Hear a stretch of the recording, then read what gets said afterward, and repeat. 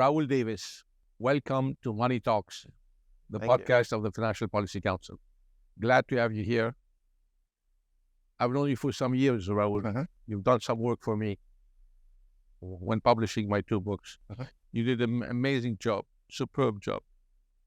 You've been in branding for CEOs, for all kinds of companies for a long time. You've been invited even a few times to the White House.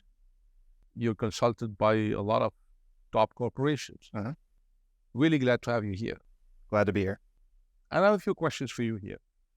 If you tell us a bit about your background and how you got into branding and supporting the growth of high-profile CEOs, would be great. Yeah, well, it wasn't planned. So I was in undergrad, I booked a speaker on campus. We had like 1,100 students there, and I just said to myself, this is fabulous. So I reached out to the bureau and I said, do you have any internships? They said, no. I said, give me one anyway.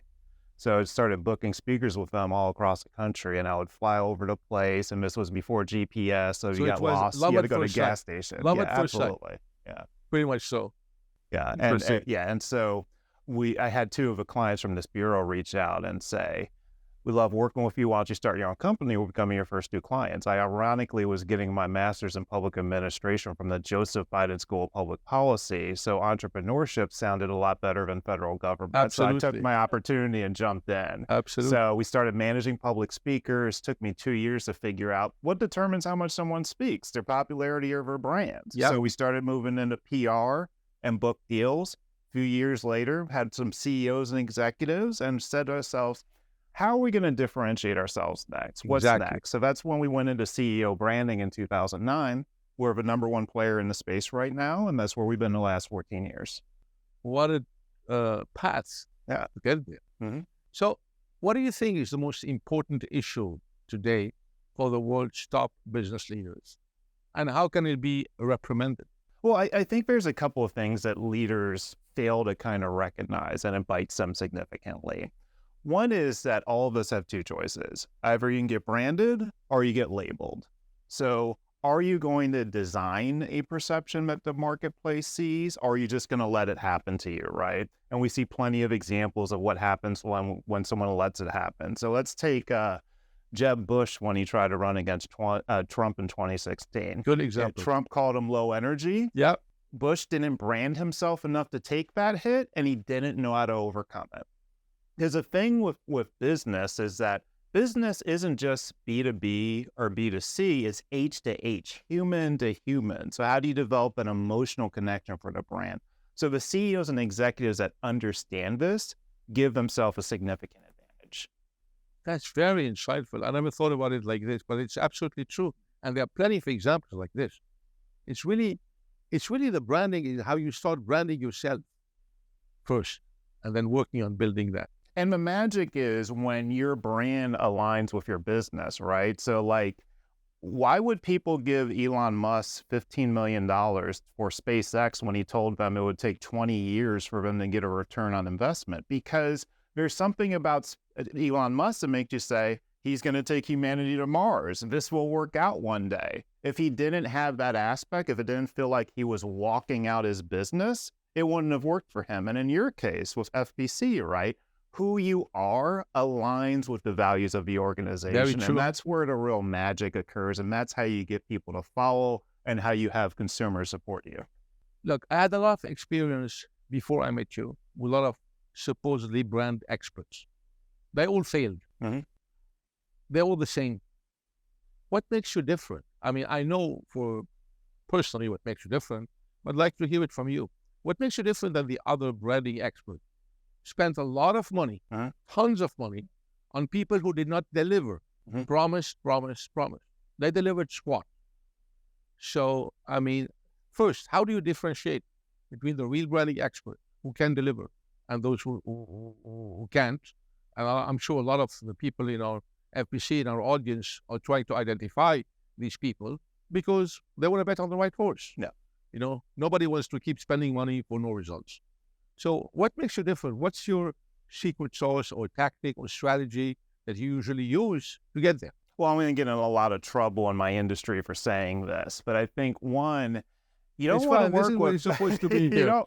You don't want to work with a company that's going to have you pitch you with the A team and then you work with the D team, Yep. right? So if the C-level executives took the time to bring you in and then they hand you to the junior account managers, that's just not integrity, right? So you want to make sure that the people who are courting you will be involved when we're actually working with you, because oftentimes it's that strategy gap that ends up creating the issue. That's why it sounded great and then it didn't work out.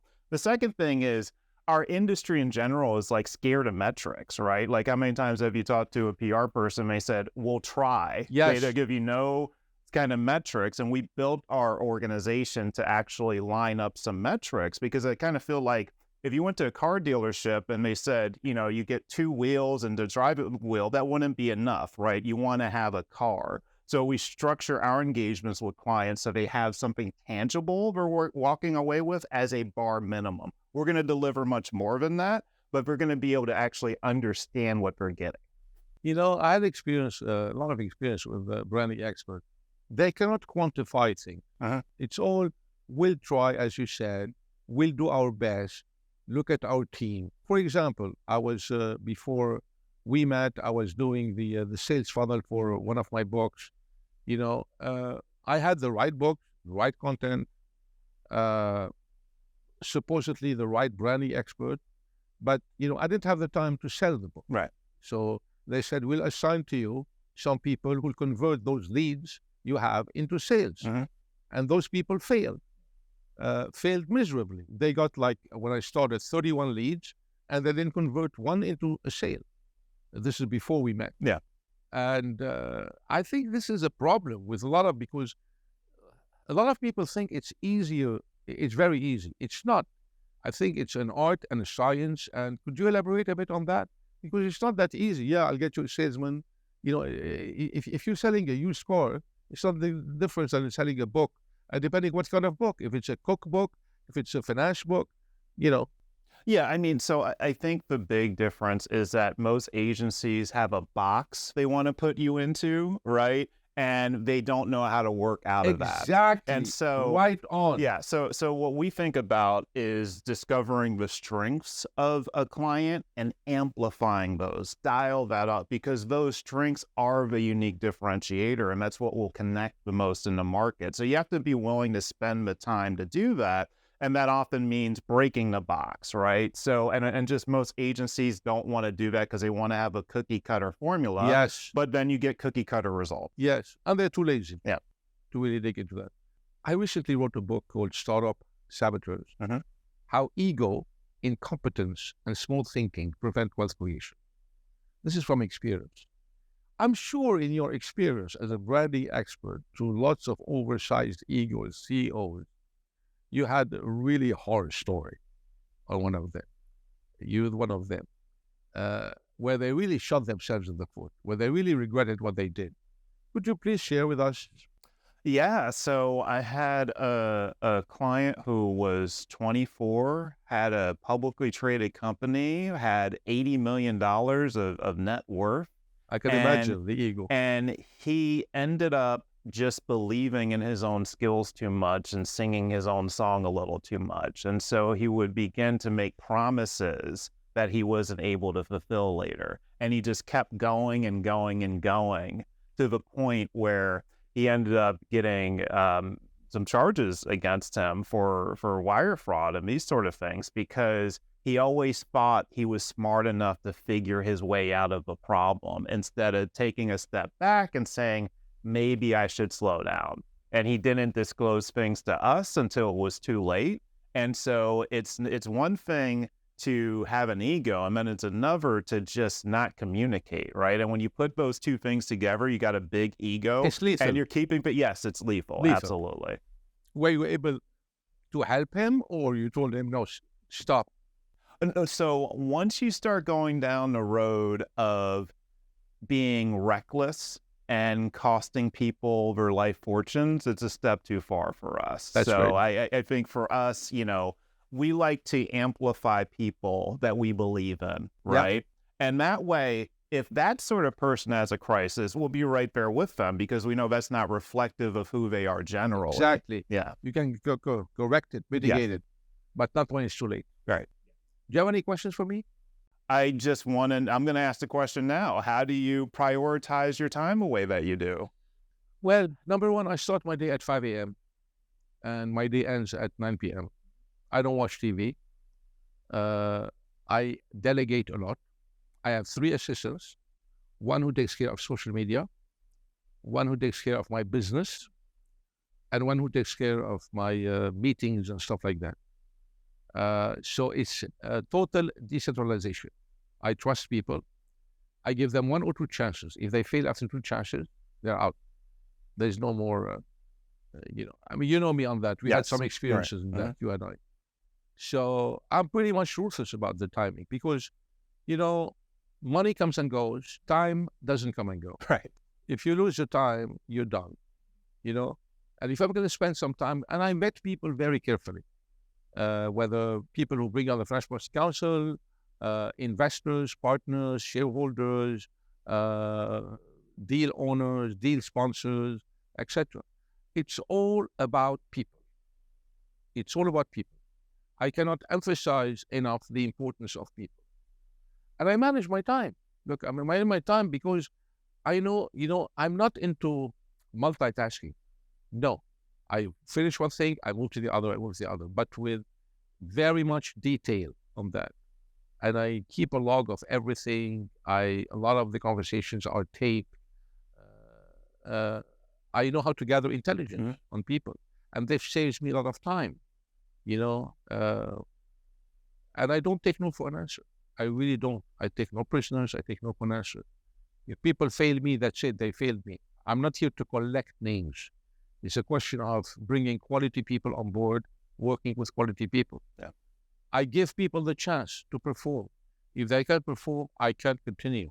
Nothing to do with not being friends anymore. There's difference between friends and business. Some people, your business people, become your friends, but not all your friends you can do business with. That's for sure. So that's in a nutshell. And you know how organized I am. I mean, you keep asking me all the time, how do you manage all this stuff? Because I delegate. I delegate to people I trust and I'm confident with. I don't look around. I don't micromanage at all. It's an art. Look, at the end of the day, I focus on 2 things, to be perfectly frank with you. You have in your life to be able to do 2 things very well. Number 1, moving money. And number 2, equally, moving people. All the rest of the population works for people who move money and people.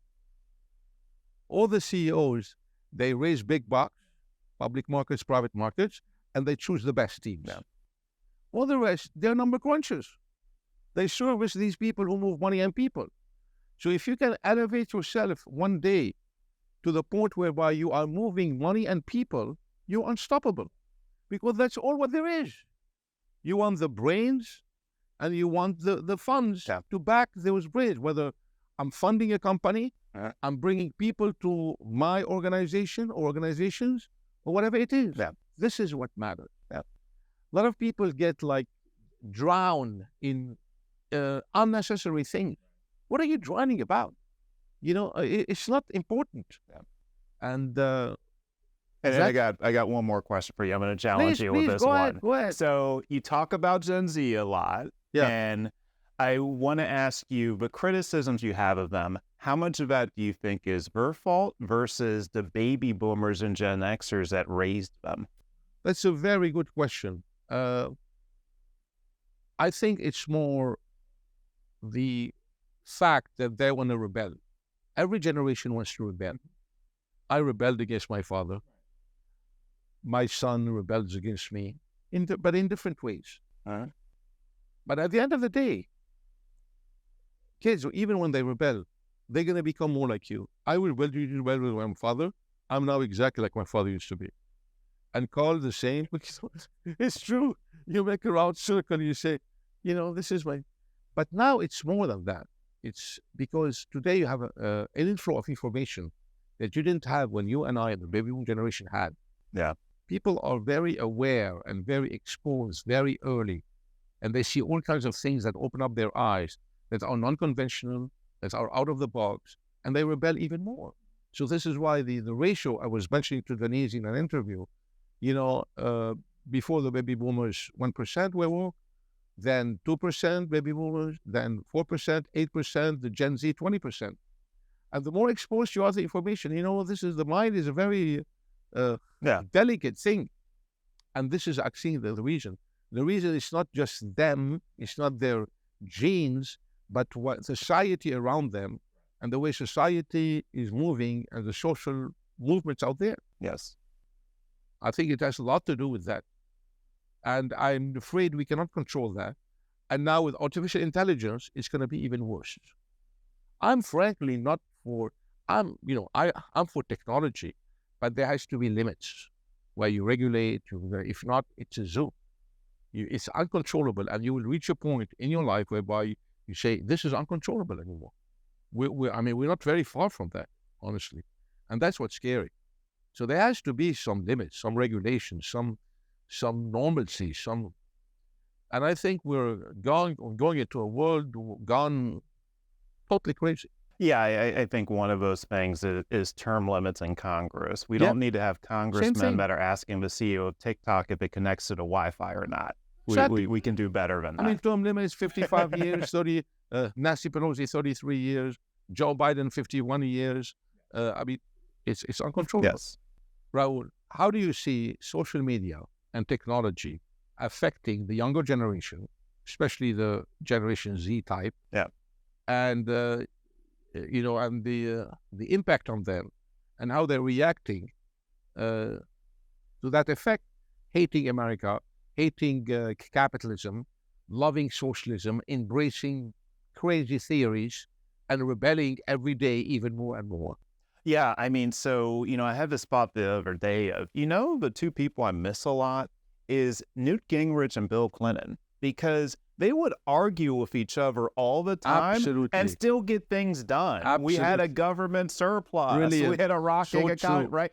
And I think that the younger generation doesn't have that context because all they see is the bickering, and the bickering to a point of failure is okay with a bicker. So when they see that, and then you amplify that on social media, that's what they think is acceptable behavior, and then that's what they begin to walk out. Well, guess what? That's a formula for disaster, because if that's what they think is okay, and that's what they're growing into, and that's what they're emulating, that's a challenge. So really, I think it's upon the baby boomers and Gen X to now show them a better way and to emulate better behavior so that we don't run into that situation. And you show them this by basically education. It's all about education. This is our mission at the Financial Policy Council. Education, empowerment, there is always another way. There's always a solution. Finding solution. They don't find solution. It's always problem. They always have problem. Bitching about something. It's never enough. People are not anymore, even if they want to make a simple calculation, they have to do it by computer or by thing. They cannot even think about that. It's scary. So how do you look at the Financial Policy Council, brand from your point of view, Raoul? You've been with us for some time now.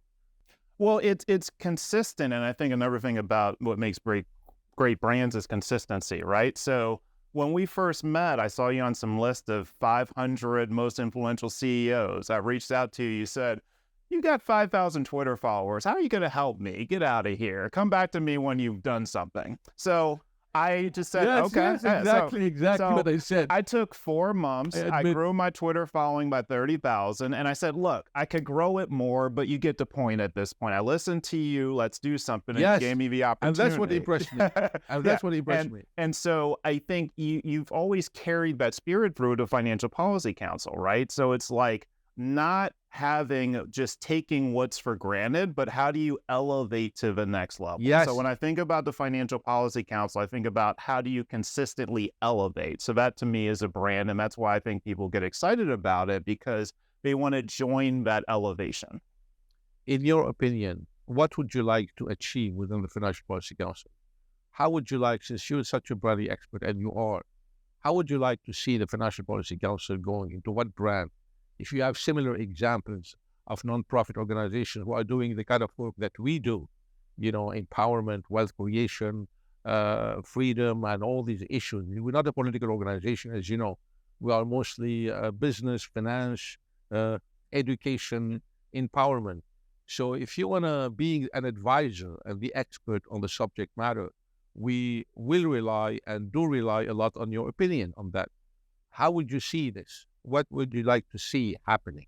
Yeah, I mean, I think the biggest challenge right now is just obviously around awareness, right? But early stages for where it's been, it's growing very nicely and it will continue to grow. So I think that you setting the example for us and teaching us, we talked about this, like, I don't know how you manage your priorities the way you do. To me, it's absolutely stellar. And I think, like, if you can instill some of those things in us, because I know for me, I always am trying to challenge myself, right? And Financial Policy Council for me represents an opportunity to challenge myself. And I think that you want to have the coalition of the willing, Yes. who are the people that want to elevate, identifying those and pulling them in more. So really, like you said, in a group of soldiers. So I think it's just about identifying them. I think the podcast is amazing. The events are amazing.